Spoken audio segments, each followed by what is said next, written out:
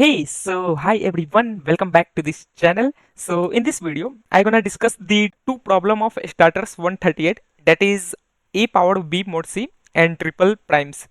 तो मैं till triple primes तक ही ट्राई कर पाया था बिकॉज मुझे एक काम आ गई थी. So I think to upload at least two video rather than not uploading any video. Anyhow, मैं पहले problem A powered B mod C discuss करूंगा, उसके बाद मैं ट्रिपल प्राइम्स डिस्कस करूंगा. तो ये प्रॉब्लम तो काफ़ी इजी है, means you can say on the basis of observation है, बट ट्रिपल प्राइम्स जो है वो काफ़ी अच्छी प्रॉब्लम है. So anyhow let's discuss this problem that is A powered B mod C.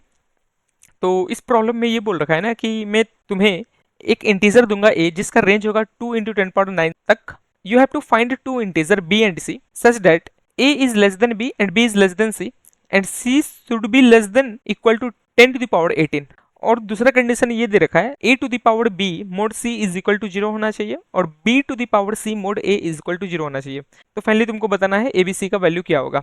तो यार मतलब ये क्वेश्चन थोड़ा सा ऑब्जर्वेशन पे है कि तुम ऐसा क्या वैल्यू ले सकते हो. अब हम डिस्कस करते हैं कि तुम इस प्रॉब्लम को कैसे सोचोगे. तो जब भी तुमको इस टाइप का प्रॉब्लम मिले ना कि तुमको b एंड c पता करना है such that b is less than c and a is less than b, तो उसका सबसे पहले कॉन्स्टेंट्स देखो क्योंकि वहीं पे तुम्हारा बहुत कुछ छुपा रहता है. तो इस टाइप का प्रॉब्लम में सबसे पहले कॉन्स्टेंट देखो. तो ए का कॉन्स्टेंट कितना है तुम्हारा? ए का कॉन्स्टेंट तुम्हारा 2 से बड़ा है या बराबर है और 10 to the power 9 से छोटा है या बराबर है. वही फिर हम b एंड c का कॉन्स्टेंट देखें तो उसमें लिख रखा है कि a तो तुम्हारा 2 से बड़ा या बराबर होगा बट b a से भी बड़ा होगा एंड c b से भी बड़ा होगा but c should be less than equal to 10 to the power 18. तो मतलब यहाँ पे मेरे दिमाग में स्ट्राइक किया अचानक से कि ऐसा कांस्टेंट क्यों दिया है कि एक जगह 10 पावर 9 एक जगह 10 पावर 18, यहाँ पे 10 पावर 18 क्यों नहीं दिया और ये इसका स्क्वायर ही क्यों दिया है. मीन्स 10 to the power 9 का अगर हम स्क्वायर करेंगे तो वो आएगा तुम्हारा 10 to the power 18.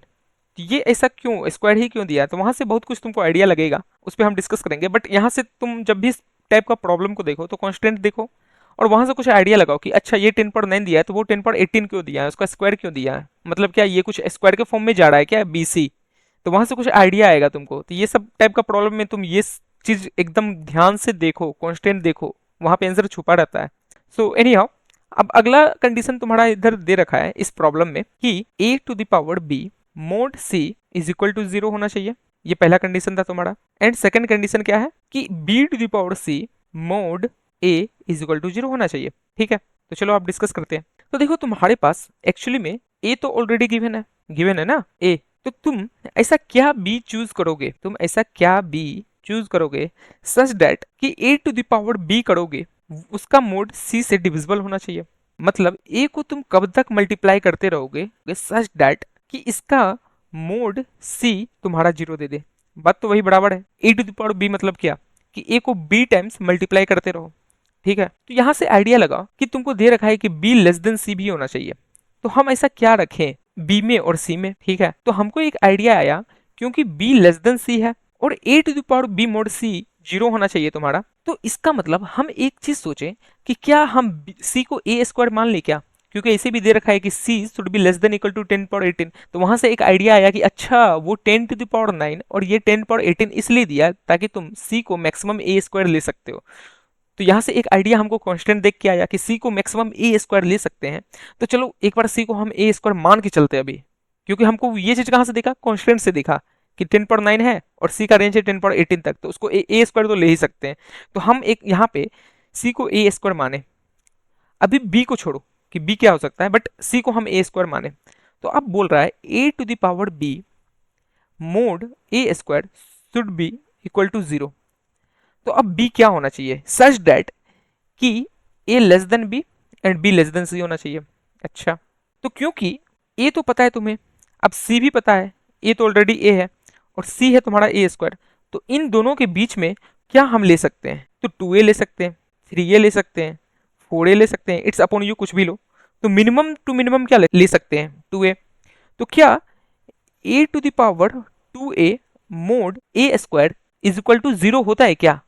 हाँ होता है, क्योंकि भाई a to the power 2a तो वहीं से दिख रहा है तुमको कि a स्क्वायर होता है. तो यहाँ से एक चीज तो मुझे दिमाग लगा कि एक तो a ही रहेगा, b बन जाएगा तुम्हारा 2a एंड c बन जाएगा तुम्हारा a स्क्वायर, c बन जाएगा तुम्हारा a स्क्वायर. तो क्या ये सेकंड कंडीशन सेटिस्फाई कर रहा है क्या? तो सेकंड कंडीशन बोल रहा है b to the power C mod a should equal to 0। तो बी तुम्हारा ऑलरेडी 2a है और इसका पावर अगर तुम सी करोगे तो वो ए स्क्वायर होगा और mod a is equal to 0। तो हाँ यार, क्योंकि तुम मोड ए से कर रहे हो, 2 टाइम्स मल्टीप्लीकेशन ऑफ ए का होल स्क्वायर भी तो ए से भाई ऑब्वियस सी बात है डिविजिबल ही होगा।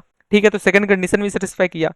बट इसमें एक बेस केस आता है कि अगर ए का वैल्यू 2 है तो बी का वैल्यू यहाँ क्या होगा? तो बी का वैल्यू हो जाएगा तुम्हारा 4, वहां तक तो सही है। बट सी का वैल्यू क्या होगा? तो सी का वैल्यू हो जाएगा 4। बट यहाँ पे बोल रखा है कि A should be less than B and B should be less than C, but यहाँ पे ये कंडीशन सेटिस्फाई नहीं हो रही है। तो मतलब हमको सी को यहाँ पे चेंज करना पड़ेगा ये बेस केस के लिए। तो इसके जगह पे हम सी को ले सकते हैं ए क्यूब। तो तुम्हारा क्या हो जाएगा?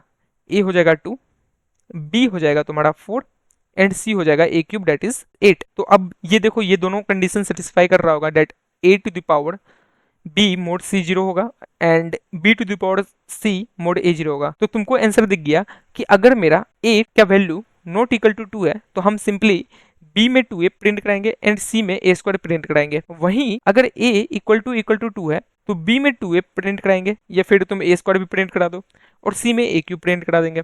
सो this was my whole logic. तो जब भी तुमको इस टाइप का प्रॉब्लम मिले तो तुम हमेशा उसका कांस्टेंट देखना और वहां से आइडिया लगाना, क्योंकि मैं भी जब इस प्रॉब्लम को किया तो सबसे पहले कांस्टेंट देखा कि ए का value maximum 10 to the power 9 है और सी का value maximum 10 to the power 18 है। मतलब ये उसका स्क्वायर टर्म दिया है तो कुछ तो रीजन होगा इसके पीछे देने का। तो वहीं से आइडिया लगा कि क्या सी को ए स्क्वायर ले सकते हैं क्या, क्योंकि भाई ऑब्वियस सी बात है स्क्वायर टाइम दिया तो एक बार ये चीज तो ट्राई कर सकते हैं। तो वहां से तुम ये प्रॉब्लम की तरफ अप्रोच कर पाओगे। So this was my whole logic behind this problem. तो चलो एक बार इसका कोड भी दिखा देता हूँ तुम्हें। तो कुछ कोड में तो है नहीं इसका। सो दिस वाज माय कोड कि पहले मैं इनपुट ए ले रखा हूँ और देख रहा हूँ कि अगर ए 2 के बराबर नहीं है तो सिंपली तुम 2a और ए स्क्वायर प्रिंट कर दो, और अगर ए 2 के बराबर है तो तुम ए स्क्वायर और ए क्यूब प्रिंट कर दो। So this was my simple code. तो मैं आशा करता हूँ समझ में आया होगा। So if you find this video helpful then you can like it and subscribe it. So now I gonna move to the problem triple primes. तो ये काफी अच्छी प्रॉब्लम है और ये प्रॉब्लम तुमको बहुत कुछ सिखाएगा। लाइक तुम्हें नंबर थ्योरी भी बताएगा कि how you will gonna calculate prime number. Apart from this ये तुम्हें एक अच्छी प्रॉब्लम है लीड कोड का थ्रीसम प्रॉब्लम, तो वो भी तुम्हें बताएगा and that is a very famous problem. तो ये प्रॉब्लम से तुम बहुत कुछ सीखोगे। So before moving to its solution I would like to just explain this problem briefly कि ये प्रॉब्लम क्या बोल रखा है। तो देखो इस प्रॉब्लम में ये बोल रखा है ना कि मैं तुम्हें एक इंटीजर n दूंगा जो इवन होगा। तुम्हें 3 डिस्टिंक्ट इंटीजर चूज करना है, मींस फाइंड करना है such that all 3 integer should be prime number and second condition is that a square plus B square plus C square is equal to n। अगर ये तीनों condition satisfy हो पा रहा है तो तुम प्रिंट करो यस, वरना प्रिंट करो नो। तो अगर प्रिंट की जगह तुमसे पूछता कि वो 3 नंबर क्या है वो भी बताओ तो वो भी तुम इजीली बता सकते हो। बट एनी हाउ यहाँ तो बताना नहीं था, बस तुम्हें आउटपुट करना था यस और नो में। तो देखो जब भी तुमको नंबर थ्योरी का प्रॉब्लम मिले ना कि प्राइम नंबर है या फिर तुमको इन तीनों का सम n के बराबर होना चाहिए, तो उसका सबसे पहले कांस्टेंट देखो। ऐसा नंबर थ्योरी का प्रॉब्लम में ही नहीं, जो भी प्रॉब्लम मिले उसका सबसे पहले कांस्टेंट देखो कि उसका कांस्टेंट कितना है। तो इसमें तुम्हारा कांस्टेंट है n का वैल्यू है 10 टू द पावर 10। ठीक है, तो मतलब A square plus B square plus C square तुम्हारा मैक्सिमम जाएगा 10 टू द पावर 10 तक। यहाँ तक कोई दिक्कत नहीं। तो तुम एक बात बताओ मुझे कि A square plus B square plus C square 10 to the power 10 तक जा रहा है, तो ए का वैल्यू मैक्सिमम कहाँ से कहाँ तक जाएगा? खुद से सोचो, बताओ कहाँ से कहाँ तक जाएगा। तो ए का वैल्यू मैक्सिमम तुम बोलोगे कि भैया ये मेरा 1 से लेकर 10 टू द पावर 5 तक जाएगा। ऐसा क्यों? ऐसा इसलिए क्योंकि अगर हम ए का maximum to maximum value 10 to the power 5 से जो नजदीक वाला प्राइम होगा वो लेंगे तो उसका स्क्वायर अगर कर देते हैं तो ए स्क्वायर हो जाएगा तुम्हारा 10 पावर 5 का होल स्क्वायर, तो वो हो जाएगा तुम्हारा 10 टू द पावर 10। और क्योंकि तुम्हारा n का रेंज है 10 टू द पावर 10 तो तुम उससे बड़ा कोई नंबर ले नहीं सकते हो। तो यहां से अब हमको आइडिया लग गया कि a का वैल्यू तुम्हारा less than equal to 10 to power 5 होना चाहिए। सिमिलरली b का value less than equal to 10 power 5 होना चाहिए। सिमिलरली c का value less than equal to 10 power 5 होना चाहिए। तो अब ये प्रॉब्लम तुम्हारा टूट गया कि you have to find 3 distinct prime number in the range of 1 to 10 power 5। फिर से इस बात को गौर से सुनना, क्योंकि हम तुमको हमेशा बोलते हैं कि जब भी प्रॉब्लम तुम देखो उसको सिंप्लीफाई करो, उसको फर्दर एक सिंपलर प्रॉब्लम में तोड़ो। तो हमको क्योंकि यहाँ पे दिखा था कि मेरा n का वैल्यू 10 टू द पावर 10 था, तो मेरा ए मैक्सिमम टू मैक्सिमम कहाँ से कहाँ तक जा सकता है? तो वो जाएगा तुम्हारा 1 से लेकर 10 टू द पावर 5 तक। तो इसका मतलब तुमको क्या समझा, ये प्रॉब्लम को सिंप्लीफाई करो। इसका मतलब हम ये समझे कि you have to find 3 distinct integer that are prime, और उन सभी का अगर स्क्वायर करके सम करें तो उसका वैल्यू n दे। तो अब हम सोचें कि ये कहीं तुमको वो प्रॉब्लम नहीं लग रहा है कि थ्री सम प्रॉब्लम, कि तुमको एक एरे दिया रहता है a1 a2 a3 a4 a5, और तुमको बोला जाता है कि इसमें क्या ऐसा 3 नंबर प्रेजेंट है, 3 डिस्टिंक्ट एलिमेंट प्रेजेंट है सच दैट उन सभी का सम k के बराबर हो। बस यहाँ पे क्या कर दिया कि तुम्हारे पास क्या 3 ऐसा डिस्टिंक्ट एलिमेंट प्रेजेंट है कि उन सभी का स्क्वायर का सम, उन सभी का स्क्वायर का सम k के बराबर हो। बात तो वही है ना, k के बराबर हो। So rather than storing this a1 a2 a3 means those number which are prime in the range of 1 10 per 5 I will going to store their square value. तो अब सेम प्रॉब्लम बन गया कि नहीं बन गया, कि हम एक तुमको एरे देंगे जिसमें 1 से लेकर 10 टू पावर 5 तक में जितना भी प्राइम नंबर आएगा उन सभी का स्क्वायर रखा होगा। तुमको बस ये बताना है कि उसमें से कोई एक ऐसा 3 नंबर एग्जिस्ट करता है क्या जिसका सम n के बराबर हो। अब तुम सोचो कि ये प्रॉब्लम तुम्हारा क्या पूछ रहा था कि a b c should be prime, a square plus B square plus C square is equal to n. तो वहां से हम तोड़ दिए कि find triplets in an array whose sum is n. वहां से यहाँ टूट के आया कि नहीं आया, बिकॉज अगर यहाँ से तुम्हें हिंट मिला है तो तुम इसे खुद से जाओ और करो, और जाते जाते तुम ट्राई करना ये जो तुम्हारा थ्रीसम प्रॉब्लम है इसे भी सॉल्व करने का। बिकॉज यार ये थ्रीसम प्रॉब्लम जनरली इंटरव्यू में जरूर से जरूर पूछेगा। Even you can see like मैंने एक एक्सटेंशन डाउनलोड किया हूँ लीड कोड पे, तो उसमें बता रहा है कि ये थ्रीसम प्रॉब्लम तुम्हारा अमेजोन, फेसबुक, माइक्रोसॉफ्ट यहाँ पूछा जा चुका है। तो ये क्वेश्चन उसी का वेरिएंट है। तो तुम इस क्वेश्चन को अगर नहीं कर पाए हो तो साथ ही साथ इस क्वेश्चन को भी कर लेना। बिकॉज यार ये थ्रीसम प्रॉब्लम जो है काफी फेमस प्रॉब्लम है, काफी जैसे टू सम प्रॉब्लम होता है ना, तो इसी तरह थ्री सम प्रॉब्लम होता है। तो तुम टू सम प्रॉब्लम भी कर लेना अगर वो भी नहीं किए हो तो। और उसके बाद तुम्हारा ये प्रॉब्लम केक वॉक हो जाएगा। बस ये प्रॉब्लम में क्या बताना है अब तुमको कि 1 से 10 टू पावर 5 तक में जितना भी प्राइम नंबर है उसका स्क्वायर का वैल्यू तुम एक एरे में रखो, और तुमको उसमें बताना है कि क्या 3 एलिमेंट एग्जिस्ट कर रहा है क्या जिसका सम n के बराबर हो।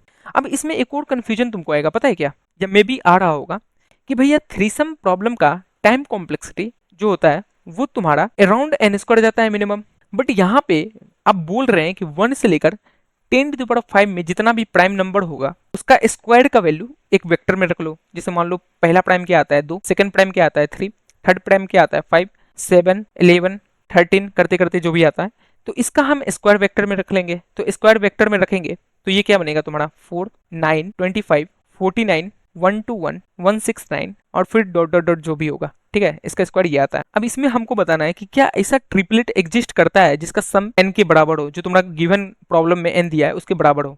तो तुम्हारे मन में आएगा कि भैया ये 1 से 10 पर 5 में अगर नंबर ऑफ प्राइम 10 पर 5 होगा तो n स्क्वायर करेंगे तो टीएलई नहीं देगा क्या। तो ये सब मीन्स तुम्हारे माइंड में आ सकता है। तो वो टीएलई इसलिए नहीं देगा क्योंकि 1 से 10 पर 5 में जो नंबर ऑफ डिस्टिंक्ट प्राइम होता है वो लेस देन इक्वल टू 10 पर 3 होता है, if I am not wrong, let me see. तो जब भी तुमको इस टाइप का प्रॉब्लम मिले तो ये सब माइंड में अगर क्वेश्चन आता है तो उसको गूगल कर लिया करो, like how many prime number exist between 1 and 10 पर 5। तो एक बार इसको हम लिखे हैं तो यहाँ पे तुमको दिखा रहा है 1229। तो अगर तुम्हारे पास इतना प्राइम एग्जिस्ट करता है तो इसका स्क्वायर भी कर दोगे तो this will not going to give you any issue. तो तुम्हारे पास मैक्सिमम प्राइम है अराउंड 1229। तो तुम अगर इसका स्क्वायर भी करते हो तो वो टीएलई थोड़ी ना देगा, ठीक है। तो हम बोल रहे हैं अब कि ये प्रॉब्लम तुम्हारा एक सिंपलर प्रॉब्लम में टूटा है कि तुम्हारे पास एक वेक्टर मिल गया जिसमें तुम सारा प्राइम का स्क्वायर रख लिया, डेट इज 1 से 10 पर 5 में जितना भी प्राइम आ रहा है उसका स्क्वायर का वैल्यू रख लिया, और फाइनली पता कर रहे हो कि क्या ऐसा ट्रिपलेट एग्जिस्ट करता है जिसका सम n हो। तो ये प्रॉब्लम काफी इजी हो गया। बात आता है कि भैया ये हम प्राइम नंबर रखेंगे कैसे। तो यार आई थिंक जो भी कोडिंग स्टार्ट करता है तो ये तो पता ही होगा ना how to calculate prime number और find either this given number is prime number और नॉट। तो सिंपली तुम क्या करो 1 से 10 पर 5 तक लूप चला के हर एक प्राइम नंबर है उसका बुलियन रख लो कि वो प्राइम नंबर है या नहीं है। अगर है तो उसे तुम वेक्टर में उसका स्क्वायर करके स्टोर करा लो, तो तुम्हारे पास ये फाइनल वेक्टर बन जाएगा जिसमें तुम्हारा सारा प्राइम नंबर का स्क्वायर का वैल्यू होगा 1 से 10 पर 5 तक। अब बात आती है कि हम ट्रिपलेट कैसे चेक करेंगे कि is there exist any triplet. तो एक टेस्ट केस ही ले लेते हैं 38। ये 38 का वैल्यू कैसे निकालेंगे, तो चलो एक बार लेते हैं इसी को। तुम्हारा यहाँ पे n का वैल्यू है 38 और तुमको देखना है कि क्या ऐसा ट्रिपलेट एग्जिस्ट करता है क्या जिसमें तुम्हारा सम 38 आ रहा है। तो सिंपली हम क्या करेंगे, जैसे थ्री सम प्रॉब्लम करते हैं उसी तरह इस वेक्टर को इटरेट करेंगे for int i equal to 0 से लेकर इसका जितना साइज होगा i लेस देन n तक, और आई प्लस प्लस कर देंगे, ठीक है। और ये चीज़ स्टार्ट करने से पहले हम ये सारा एलिमेंट को एक मैप में भी रख लेंगे, मीन्स ये सारा एलिमेंट को हम अपने किसी मैप में भी रख लेंगे। तो वो मैप में मेरा क्या क्या रहेगा कि 4% है, 9% है, 25% है, ठीक है, 49% है। तो वो सारा तुम पहले से मैप में रख लेना। और ये यहाँ पे जो हम n लिखे हैं ये तुम्हारा वेक्टर का साइज है, तो ये इससे कंफ्यूज मत हो जाना। ये जो n है ये तुम्हारा प्रॉब्लम में जो दे रखा है n वो है, तो इसको अभी के लिए मान लेते हैं k, क्योंकि ये कंफ्यूजन हो रहा है तो इसको अभी k मान लेते हैं, ठीक है। अब बताओ, जो दूसरा फोर लूप चलाएंगे वो चलाएंगे हम j equal to i plus one से, क्योंकि हमें प्रॉब्लम में बोल रखा है कि जो ट्रिपलेट हम लेंगे वो सारा का सारा डिस्टिंक्ट होना चाहिए। तो j का लूप चलाएंगे आई प्लस वन से and j will go till n and j plus plus. अब हम फाइनली देखेंगे कि अगर हम i और j को फिक्स करते हैं तो मेरा आंसर बन सकता है क्या। तो तुम्हारा इनिशियली i यहाँ पे था 0 पे, तो i पे आएगा 4, तो मीन्स v ऑफ i होगा 4, और v ऑफ j जो होगा तुम्हारा i प्लस वन से स्टार्ट हो रहा है, मतलब 1 इंडेक्स से स्टार्ट हो रहा है, तो वो होगा 9। तो हम बोलेंगे कि अगर हम ये दोनों को फिक्स करते हैं तो क्या आंसर एग्जिस्ट करता है क्या। तो 4 प्लस 9 क्या होता है तुम्हारा 13। अब हमको ये चीज पता करना है कि थर्ड नंबर क्या हो सकता है, क्योंकि 4 प्लस 9 13 है, तो थर्ड नंबर क्या हो सकता है। हमको ओवरऑल सम बनाना है k दैट इज 38, तो 38 माइनस 13 करेंगे, तो 38 माइनस 13 करेंगे तो ये कितना देगा तुम्हें 25। तो हम देखेंगे आगे क्या कोई ऐसा प्राइम नंबर का स्क्वायर का वैल्यू एग्जिस्ट करता है जिसका वैल्यू 25 हो। तो वो चीज़ हम किससे पूछेंगे, मैप से, इसलिए तो हम मैप रखें, वरना हम 3 लूप तो चला नहीं सकते, वरना वो तो पक्का टीएल ही देगा। तो हम मैप से पूछ लिए ये चीज़, तो ये बोला मैप हाँ है 25। तो क्योंकि अब हमको 3 ट्रिपलेट मिला है सच डेट तीनों डिस्टिंक्ट है। और ये चीज़ भी चेक कर लेना कि मैप में जो तुम पूछ रहे हो ये 25 पूछ रहे हो वो आई और जे से डिफरेंट होना चाहिए। तो मैप बोला हाँ एग्जिस्ट करता है, तो हम रिटर्न कर देंगे यस, वरना ये तुम 2 लूप जो चला रहे हो तब भी आंसर एग्जिस्ट नहीं करता, तो फाइनली हम लूप से बाहर आके नो प्रिंट करा देंगे। So this was my whole logic behind this problem. तो इस प्रॉब्लम का मेरा टाइम कॉम्प्लेक्सिटी जा रहा है एन स्क्वायर लॉग एन। ऐसा क्यों, क्योंकि हम 2 लूप चला रहे हैं और फाइनली मैप से भी पूछ रहे हैं, तो मैप से पूछने का टाइम कॉम्प्लेक्सिटी जाता है लॉग एन, तो n square log n. But अगर तुम इंटरव्यू में ये अप्रोच बताओगे कि sir its time complexity will be n square log n, तो वो बोलेंगे try to optimize it more, means इसको ट्राई करो एन स्क्वायर में करने का, तो वो तुम्हें ये सब काउंटर क्वेश्चन पूछेंगे। तो ये हम तुमको होमवर्क देते हैं कि इसको जाओ और तुम एन स्क्वायर में करके देखना। अब तुम कैसे करोगे ये थोड़ा सोचना, अगर नहीं होता है तो मैं हिंट दे देता हूँ कि पहले तुम खुद से ट्राई करना, और अगर नहीं होता है तो तुम पहले टू सम प्रॉब्लम होगा लीड कोड का, और वो यार मीन्स बहुत ही फेमस प्रॉब्लम है, तो उसे जरूर से जरूर करना टू सम प्रॉब्लम। उसके बाद थ्री सम प्रॉब्लम करना, क्योंकि टू सम प्रॉब्लम करोगे तो वहां से तुमको आइडिया लग जाएगा कि ये प्रॉब्लम एन स्क्वायर में कैसे करोगे। उसके बाद थ्री सम प्रॉब्लम करना तो तुम ये प्रॉब्लम एन स्क्वायर में कर दोगे। सो this was my logic behind this problem. तो आशा करता हूँ तुम्हें समझ में आया होगा। अगर अभी भी तुम्हें डाउट है तो तुम कमेंट सेक्शन में पूछो, मैं श्योर रिप्लाई करूंगा तुम्हें।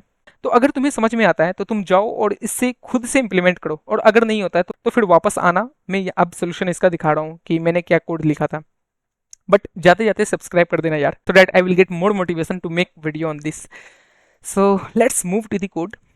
तो कोड में कुछ खास था नहीं, तो मैं सबसे पहले क्या किया कि एक सी बना लिया था जिसका साइज तुम 10/5 ही रख सकते हो, net will not be issue, क्योंकि मैं ये टेम्पलेट पहले से रखता हूँ, तो वो 10/6 तक मैं ऑलरेडी कॉल कर रखा था पहले से।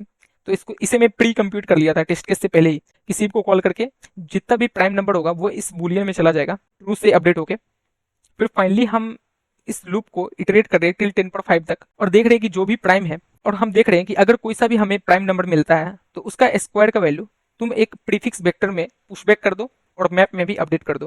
तो ये प्रीफिक्स वेक्टर और मैप में ग्लोबली बनाया हूँ।